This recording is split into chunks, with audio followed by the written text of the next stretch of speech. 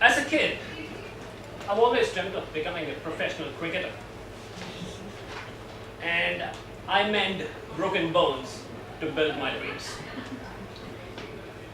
I was 15 years old on the first day of my summer break. Growing up in India, the game of cricket is more than just a sport. It's a religion by itself. I, like many of other boys of my age, always wanted to play for the Indian national cricket team. But unfortunately, my family at that time could not afford to put me through the coaching lessons. I was disappointed. My dream was under serious threat of being reduced to just a pipe dream.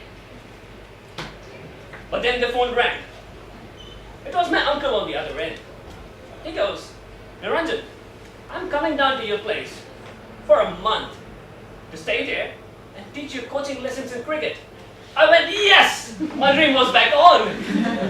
I did not sleep the whole night because my uncle was due to be at my place the next morning. But then, the unthinkable happened. We received news the next morning that my uncle had met with a major road accident on the way to my home.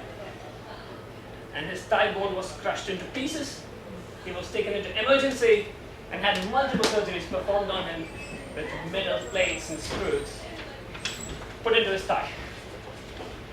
I was devastated beyond words. My dream was stolen from me once again, this time by fate, which put my uncle in harm's way. I was filled with guilt and remorse because it was because of me he had met with the accident.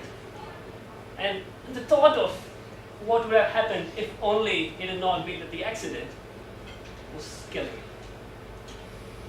And after all, I was a high school kid, I couldn't do anything about it. 5 years rolled by, and I was in the final year of my university. I got the chance to talk to my professor who works on biomaterials for bone regeneration, and I wanted to know what it was all about. He said, "Niranjan, normally the bones after a fracture takes about 6 weeks or more to heal. But with the technology and the research available within our lab and on a global scale, we could reduce this time up to 3 weeks." And I was like, yes, I finally got an answer to what I can do and how I can help my uncle to walk again. That fueled the passion for my research. From then on, there was no turning back.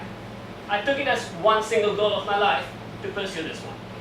I then moved to England to pursue my master's in biomaterials and regenerative medicine with a specialization in bone regeneration, and I learned the tricks of the trade from the best in the business. That then brought me to Otago in 2016.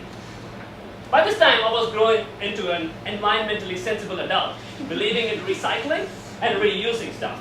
And the whole idea of the clean kitty concept and how people are very clean over here has been appealing to me. But then I noticed one thing. People eat a lot of beef here, and there's a lot of cattle bones that are going down as waste from the food and the meat industry. My research group and I came up with a plan about how we can turn these cattle bones into human bones and make them grow back as human bones, thereby reducing the healing time by as low as 2 weeks. That's what we're working on. My PhD project involves mechanically strengthening these bones and also act them as a source of nourishment to the bones surrounding them. Thereby, they can support the growth of these bones and the fractures. This would greatly reduce the cost of the New Zealand healthcare industry by a few million, because there are 420 road accidents that happen every year. Maybe it's too late for my uncle to benefit from this, because it takes 10 years to go and my product will be as cheap as $4 to fix your bone fractures.